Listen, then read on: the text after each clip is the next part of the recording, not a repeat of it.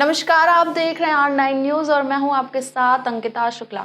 5 राज्यों के चुनाव के साथ ही चर्चा में आई मोदी गारंटी पर अब बसपा प्रमुख मायावती ने अपना पाला खींच लिया है।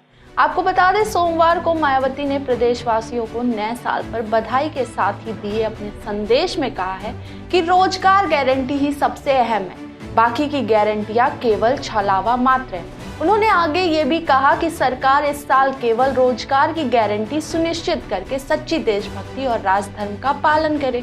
उन्होंने लोगों से ये भी अपील की है कि वे सर्वजन हितैषी सरकार बनाएं। वहीं बीते कुछ समय में हुए राज्यों में चुनाव में कांग्रेस ने कुछ योजनाओं की गारंटी के तौर पर पूरा करने का दावा भी किया।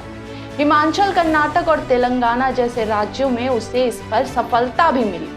हालांकि इसकी काट के तौर पर भाजपा ने मोदी गारंटी की बात कही। राजस्थान, छत्तीसगढ़ और मध्य प्रदेश में परिणाम भाजपा के पक्ष में आने के बाद मोदी गारंटी को सबसे मजबूत बनाकर प्रचारित भी किया जा रहा है। इस साल प्रस्तावित लोकसभा चुनाव में मोदी गारंटी को ही सभी पार्टियों ने चुनावी वादों के मुकाबले खड़ा करने की योजना भी तैयार कर ली, जिसकी एक झलक हाल ही में अयोध्या में पीएम दौरे के साथ सामने आई।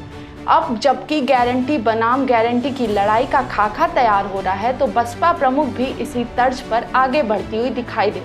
उन्होंने रोजगार की गारंटी की बात कही और इसी को अहम भी बताया। मायावती ने बाकी की गारंटियों को छलावा बताते हुए सवाल किया है कि जब लोगों की जेब में खर्चने के लिए पैसे ही नहीं होंगे तो विकास का ढिंढोरा किस काम का है। उन्होंने ये भी सवाल खड़ा किया है कि बेरोजगारों की भरी फौज के साथ विकसित भारत कैसे संभव है। ऐसी ही तमाम खबरों की जानकारी के लिए बने रहें R9 न्यूज के साथ।